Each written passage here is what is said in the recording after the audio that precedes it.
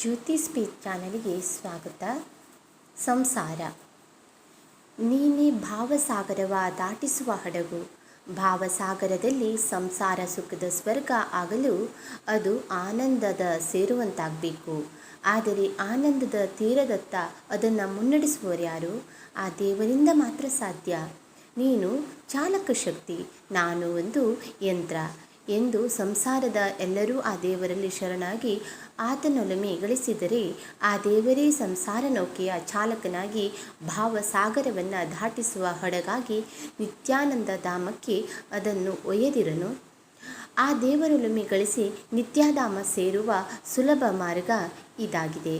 ಆದ್ದರಿಂದ ಜ್ಯೋತಿ ಸ್ಪೀಚ್ ಚಾನಲನ್ನು ಸಬ್ಸ್ಕ್ರೈಬ್ ಮಾಡಿ, ಲೈಕ್ ಮಾಡಿ, ಶೇರ್ ಮಾಡಿ ಅಂತ ಈ ಒಂದು ವಿಡಿಯೋದ ಮೂಲಕ ಕೇಳ್ಕೊಳ್ತಾ ಇದ್ದೀನಿ.